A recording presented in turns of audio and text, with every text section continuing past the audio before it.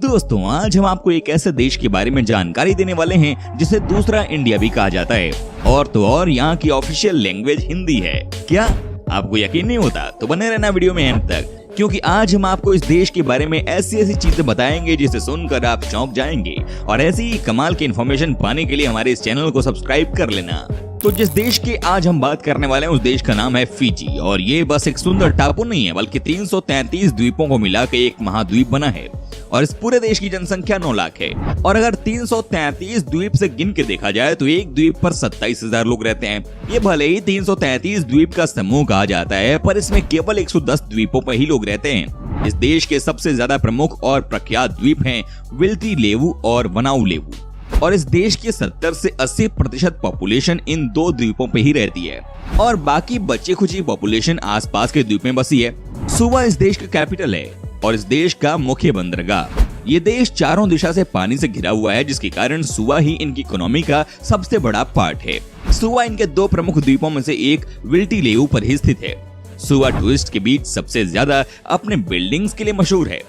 भले ही एक द्वीप समूह है, फिर भी इसमें शॉपिंग मॉल है, थिएटर है, गार्डन्स है, लोकल बाजार है, यहाँ तक कि कई ऐतिहासिक जगहें भी हैं। फिजी की एक और कमाल की बात है कि इस टापू पे पूरे साल बारिश चलती रहती है और सुवा में हर सप्ताह 3 से 4 बार तो बारिश होती ही है, जिसकी वजह से फिजी को सबसे ज्यादा बारिश वाला देश भी कहा जाता है। और इतने अच्छे मौसम की वजह से यहाँ अक्सर भीड़ जमा होती है। इस देश को दूसरा भारत भी कहा जाता है, क्योंकि इस देश की कुल आबादी में से 40% लोग भारतीय ही हैं। और ये अभी से नहीं बल्कि पिछले कई 100 सालों से यहीं पे रह रहे हैं। और जहाँ कहीं भी इंडियन मिल जाते हैं वहाँ छोटा इंडिया तो बन ही जाता है। और बाकी 60% आबादी चीनी और नेपाली है, जिसकी वजह से यहाँ पे काफी अच्छा रिलीजियस बॉन्ड दिखता है। यहाँ पे 3 मुख्य भाषाएं हैं, एक हिंदी, दूसरी चीनी और तीसरी यूरोपियन। यहाँ पे नृत्य की बात करें तो श्रीलंकाई नृत्य यहाँ बहुत मशहूर है। 1784 में ब्रिटिशर्स ने इस आइलैंड पर अपना कब्जा कर लिया था और यहाँ पे अपना ऑफिस बना लिया। और फिर उसके 3 साल बाद ब्रिटिशर्स ने कई भारतीयों को पकड़ के यहाँ गन्नों की खेती करने के लिए ले आए और शर्त रखी कि यहाँ 5 साल काम करने के बाद जो जाना चाहेगा वो जा सकता है। और इस शर्त को सुनकर वहाँ काम करने लग गए और 5 की जगह 100 साल हो गए, पर फिर भी उन्हें नहीं जाने दिया गया। ऐसे ही यहाँ भारतवासी की बस्ती बनी और फिर आजाद होने के बाद कई भारतवासी अपने मन से यही बस गए और धीरे धीरे आसपास के देशों के लोग भी यहाँ आके रहने लगे। इस देश में जितने भी भारतीय रहते हैं उसमें से 80% लोग हिंदू हैं, 10% मुस्लिम, 5% सिख और 5% ईसाई धर्म के लोग यहाँ रहते हैं। और यहाँ पे भी दिवाली और नवरात्रि जैसे बड़े त्योहार मनाए जाते हैं। यहाँ रोज कहीं न कहीं पाठ पूजा होती रहती है और अगरबत्ती की सुगंध और हनुमान चालीसा आपको यहाँ की गलियों में कहीं न कहीं तो दिखाई और सुनाई जरूर दे देगी। यहाँ की अधिकतर इनकम टूरिज्म की वजह से होती है और इसी वजह से यहाँ इंग्लिश भी काफी ज्यादा बोली जाती है। और अगर आप यहाँ घूमने जाओ तो आपको ये भारत से ज्यादा दूर नहीं लगेगा, क्योंकि यहाँ की हिंदी बिल्कुल भारत में बोली जाने वाली हिंदी के समान ही है। यहाँ का पानी बहुत साफ है और यहाँ के वन भी काफी सुंदर और तरह तरह के जानवर से भरे हुए हैं, जिसकी वजह से फिजी को पैसिफिक ओशन में सबसे बेस्ट महाद्वीप माना जाता है। और यहाँ की अधिकतर इनकम टूरिस्ट से ही आती है। और फिर इसकी करेंसी बहुत मजबूत है। यहाँ फिजी डॉलर्स यूज होते हैं। इसकी करेंसी इंडिया से तो कमजोर है, पर ज्यादा नहीं। इंडिया का 1 रुपया यहाँ के $25 के बराबर है। फिजी में एजुकेशन रेट देखें तो वो बस 53% है, पर धीरे धीरे ये बढ़ रहा है। यहाँ सबके लिए एजुकेशन जरूरी है और यहाँ कई जगहों पे भारतीय तरीके से ही पढ़ाया जाता है।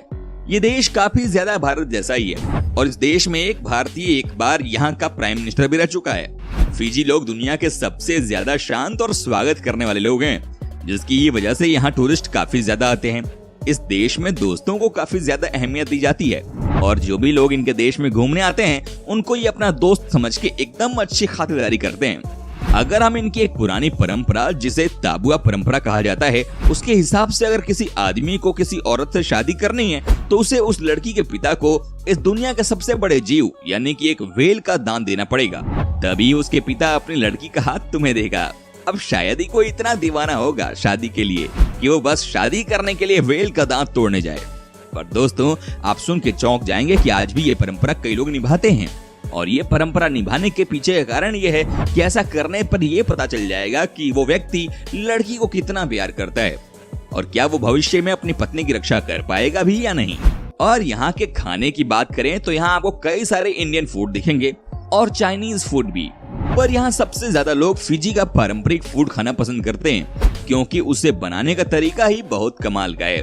वहाँ पे कावा नाम का एक मीठा सूप बनाया जाता है जो कि लोगों की माने तो चॉकलेट जैसा टेस्ट करते हैं, और ये टेस्टी होने के साथ ही फिजी का नेशनल ड्रिंक भी है, और ये कोई भी फंक्शन में पानी जैसे दिया जाता है। और अगर आप कभी भी फिजी जाओ तो ये सूप जरूर चखना। जैसा कि मैंने कहा कि ये इंडिया जैसा ही है, तो यहाँ पे इंडिया जैसे ही कई सारे मंदिर हैं। यहाँ का सबसे बड़ा मंदिर शंकर भगवान का है, और यहाँ पे ये ब्रिटिशर्स के आने से पहले से है। तो यहाँ पे ये मंदिर किसने बनाया इसके बारे में किसी को भी नहीं पता है।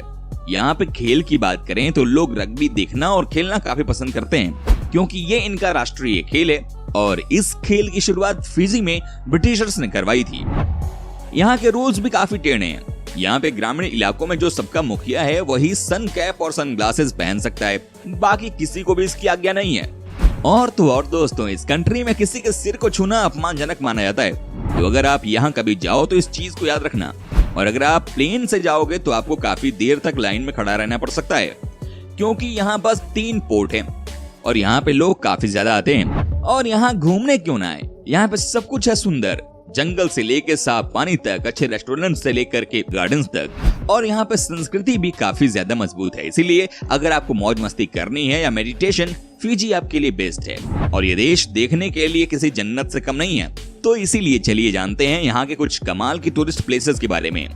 सबसे पहला द्वीप है मामानुका आइलैंड। इस आइलैंड को मैं सबसे मशहूर आइलैंड कहूँ तो भी मैं गलत नहीं हूँ, क्योंकि इस आइलैंड की खूबसूरती के सब दीवाने हो जाते हैं, और ये यूनेस्को द्वारा वर्ल्ड हेरिटेज साइट में भी शामिल है। ये आइलैंड कोरल रीफ के मामले में पूरी दुनिया में तीसरे नंबर पर आता है, और इन सब खूबियों की वजह से लोग सबसे ज्यादा यहाँ घूमने आते हैं। क्योंकि अगर आपको अपने परिवार के साथ या अकेले में शांति से एंजॉय करना है तो मामानुका आइलैंड आपके लिए बेस्ट है।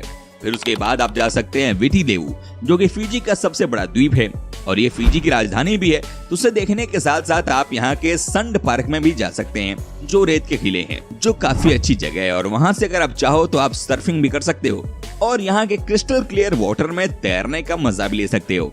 ये पानी इतना क्लियर है कि आपके नीचे कौन सी मछली तैर रही है आप ये भी देख सकते हो। और उसके साथ साथ विटी लेवु में कई ऐसी जगह हैं जहां अगर आप नहीं गए तो आपका फिजी जाना वेस्ट है। यहाँ पे अंडर वाटर पार्क है और भी कई ऐसी चीजें जो एडवेंचर पसंद करने वाले लोग और थ्रिल सीकर लोगों के लिए मस्त है। उसके बाद यहाँ एक और बहुत फेमस जगह है जिसे योसावा आइलैंड कहते हैं। इस आइलैंड की बहुत सी खूबियों में से एक है इसकी सुंदरता, जो कि आप एक बार देख लोगे तो फिर आप अपनी नजर नहीं उठा पाओगे इसके ऊपर से। और यहाँ पे आप स्कूबा डाइविंग भी कर सकते हो।